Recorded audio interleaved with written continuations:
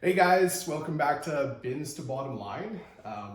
Jason, Brent, I think we did a pretty good intro for you guys last time, but we're gonna jump right into it to our first inaugural episode, which is Jason. What are we going to talk about? Let's talk What is about dryers and setting up a dryer system. Yeah, let's do it.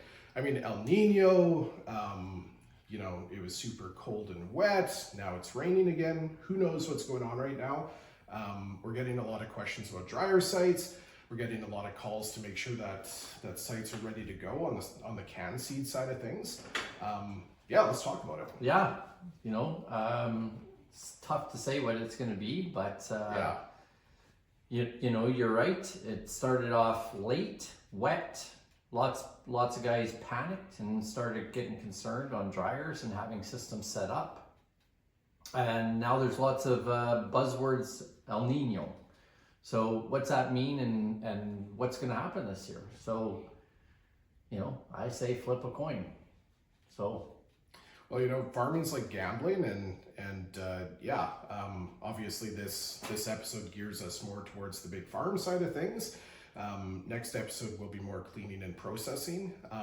But yeah, you and I, Jason, we've been selling big dryer systems for 6 years. I think CanSeed's been into it for about 10 years, but really, gaining market share and momentum for the last 6. So, yeah.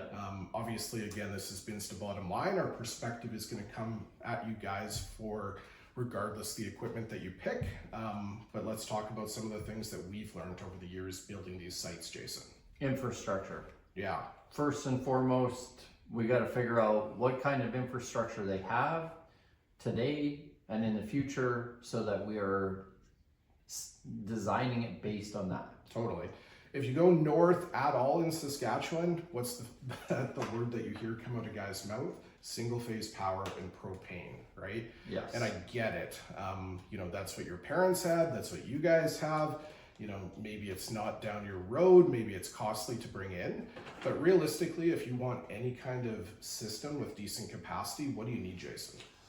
You need power and you need natural gas wherever possible. 3-phase. If you're trying to run it most cost effective, it's 3-phase natural gas. For sure. I think we've done the calculations, propane versus natural gas on our dryer, 30 cents versus 3. It's a big swing. So, but let's face it, to bring in natural gas to a site is very costly, and sometimes so is 3-phase, and there doesn't seem to be a rhyme or reason on how much that costs and how far they're bringing it. Totally. Like I've heard 80,000 and I've heard 800,000 and anywhere in between. So, that's, I think, the first challenge is what kind of infrastructure do they have? Yeah, what do you have access to? Like in a perfect world, I think, 600 volt 3-phase power, bring in a nice size service, and bring in as much gas as you can get at like a good PSI level. I know for the big Sukup dryers that we put in, they ask for 15 PSI. I think the big ones that are doing 4,000 bushels an hour, I think it's even like 20 PSI kind of thing. And 40 million BTU? Sorry, Correct. So that's a big number, right? So correct. So, my experience, and the biggest thing is you've got to talk to Sask Energy in Saskatchewan. You've got to talk to Sask Power in Saskatchewan. Our friends in Alberta, a lot easier for you guys. Our friends in Manitoba, you guys got to figure it out. I don't know what's going on out there. But in Saskatchewan, Sask Power is really consistent. Unless you're like at the tree line and it's impossible, most guys are going to be able to get into 3-phase power for that 50 grand, 100 grand, 200 grand. If you're putting up a serious site and you've got some runway for your farm, put in 3-phase 600 volt power is the bottom line. I think the second thing for gas in my experience, Jason, with Sask Energy, sorry to call you guys out here, very inconsistent. I would say it's consistently inconsistent. So, not to talk about specific situations, but, you have situations where guys are quoted a high number, but then it's like they're putting in the line for the whole road and for all of their neighbors. You're going to have to do some poking around on the gas side of things, but if it is a reasonable number, like Jason said, going from 30, 40 cents a bushel to dry to 3 cents, 5 cents, 6 cents, it's a big difference, and it's huge. So that's number one. Put the right utilities in first. Have the right foundation for this package that you're going to put in. Farms are big, they're only getting bigger, and you're going to need more capacity. Well, we did that one north of Blaine Lake, and it was 90 grand to bring the gas in, and it was 40 million BTUs. 100%. Came short distance, but some of our other customers have been quoted 800 grand. That's a big swing. So, and you're right, it's them paying for them to bring in the line, and then everyone taps into it later on. So there's some challenges there, there's no question. Yeah, we'll probably have a future episode talking about some of the strategies that you can use. Maybe it's, challenging Sask Energy on some of the pricing. Maybe it's getting some of your neighbors together and doing a bulk purchase with multiple payers. But yeah, long story short, put in the right utilities, see what you can get, plan it out from a capacity perspective, starting with utilities. Number two, Jason, let's talk about sizing the dryer. So I'm a farm, I come and talk to you. What size of dryer do I need? How do you figure that out for me? I think the first thing and some of the first questions we ask is, what's your current state and what's your future state? And it's not about building and putting this system in that's going to last 30 years and then undersizing it today. So if the farm's young and younger generations are coming in and wanting to grow the farm, and if there's land available and everything, I say size it appropriately for growth. And even if you have to put in a smaller dryer, put something that is expandable for future. Definitely. The big thing with dryer systems is that it's infrastructure, right? Like, it's not a combine. It's not a half ton that you can see how it goes and flip out of it in a year, 2 years, 3 years.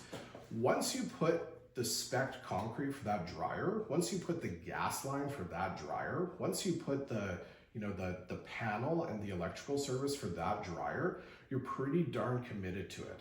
So if you have to be changing out dryer systems every 5 years, you're doing something wrong. So oversize it. The cost between going 1,000 bushels per hour for a system to go 2,000 bushels per hour on a system, it's not double. It's probably a difference of 20 to 30%. Yeah. Your trades are mobilizing once. You're getting one delivery of equipment to site. You're not taking a haircut when you go to sell the old equipment, and you're not paying the new prices when you go to buy new equipment in 5 years, right? Don't just go crazy and buy the biggest thing that doesn't match your farm plan, but build your system to your farm plan, period. 100%. Yeah, let's talk about wet storage. Okay, so we've got the right utilities, Jason. We've got the right dryer picked out. Now, how do we set it up so that it's fairly automated and that it's a system? The first thing is wet storage. How do we feed the dryer? Yeah, wet grain, obviously, in my experience, always moves better through a lag and a drag. And the amount of storage is crucial because you'll want to have, 2 minimum, possibly 3 bins for wet storage. If you're changing commodities or anything, you're not stopping that dryer. And let's face If you're it, custom drying, if there's a tech issue with your existing dryer, if your dryer's shut down, can you keep combining and put wet grain into your system without having to put it in a, say a flat or another temporary storage and have to haul it again? and that's defeating the purpose of efficiencies and everything, right? So, there's not a waste to having more storage. We could set it up that after, we can still utilize those wet bins for dry grain. There's many things we can do, but it's a lot of the design and execution on how we build that in. So summarizing the wet bins, you're saying multiple bins, Always. right? At least 2 to 3. Put them on concrete so you can set up the right conveyance, right? Always. You don't want to put in a nice drag system. Even augers, and having it flex back and forth. And then the other thing is, as far as capacity, what are you seeing guys get into for wet bins? I know for me, it's those standard off-the-shelf biggest hoppers you can get. Yeah. 2708, 2709. We're going to do another episode on, the commercial grade working bins versus the farm duty stuff that you're buying at co-op or, your local retailer. But the bottom line is get yourself 2 or 3 20,000s. Set it up so you have some breathing room, and you're going to thank yourself later. 100% agree. Wet grain handling, we kind of just talked about this. We're not going to spend a pile of time. But when we talk about wet grain handling, it's basically like augers versus drags, legs, double run conveyors. And here again, we really have to take into consideration the rated capacity. So, and rating the proper capacity for these pieces of equipment, because let's face it, you can have 18% moisture grain going through these, which, it's a lot of these systems are based on dry grain. So whatever that dryer needs for feed, we need to size it appropriately. And that's where I think we compete very heavily in the industry on this. Is we're trying to size it appropriately, taking into consideration these aspects, and lots of other people aren't. For sure. And unfortunately, the customer in the end is looking at the bottom price and says, you guys are more money. And then when we start digging into why we are more money, this is one of the common things that we always see, which is people are undersizing wet conveyance to feed that dryer. Definitely. You have the dry rated capacity on the wet equipment that's matching the unload capacity on the dryer, right? So it's rated in dry on the incoming. Meanwhile, it's getting, 30%, 40% less that capacity. 100%. And now your dryer system doesn't work, right? The other mistake that I see pretty often is that most guys, and, I don't begrudge this, I do it often with packages. You're getting your standard off-the-shelf wet bins, standard gate to ground clearance, Jason, which is 26 inches. How do you empty those bins without running the dryer system, right? So for me, and being an experienced guy that's built quite a few of these, made a lot of great ones, made a few mistakes along the way. They do. What I always do is that if we're going to use that standard bin, standard gate to ground clearance, you want to oversize that wet drag, Jason. You want to put a VFD on it so that you can slow it down when you're feeding the dryer and not overfeed it. And then when we bypass and want to, use those wet bins for final storage at the end of harvest, but then take it to the elevator, that we can simply just turn on that drag, speed it up, and have a bypass valve just to go to augers and go to trucks, right? Agreed. That's a mouthful, but the bottom line is you want to have a strategy, not just to fill the dryer, but how do you bypass the dryer and how do you get to trucks, right? Because you guys are going to have 30,000, 40,000, 50,000, 60,000 bushels of wet storage that you're going to want to use for final dry product at the end of harvest. And you don't want it coming out at 2,000 bushels an hour. Correct. That's right? Just painful. Very. Yeah. That's not efficient. Okay. Dry grain logistics. There's a lot to unpack with this one. Obviously there's some intricacies with the wet side that we just finished up on, but I would say there's more options on the dry side. Would you agree? Yeah, I think in a nice brand new yard, conveyance is probably always nice. As far as on top of bins, it's obviously a lot more expensive, more robust, less wear, less horsepower, lots of upsides to it. And then there's the pneumatic side, which is, yards that, somebody is grandfathered in and we're trying to make it run efficient in a yard that's not straight or has more maneuvering around, which is pneumatics. Totally. Yeah, that's the answer to, I have the same answer as you. We get asked this all the time, which is, do we put in a leg system or do we put in pneumatics? And it's kind of a trick question because it's kind of both, right? To reiterate what you said, if it's a new site, mechanical conveyance every time, right? Get the right bins, the right supports, the right structures. It's going to cost you more up front, but 20 years from now, 30 years from now, 40 years from now, you're going to thank yourself to do it once and do it right. It's less maintenance, less horsepower. It's just a nice setup. For existing sites, though, you're right, those pneumatics, there's a reason that we sell piles of pneumatics, and we're one of the biggest dealers out there at CanSeed.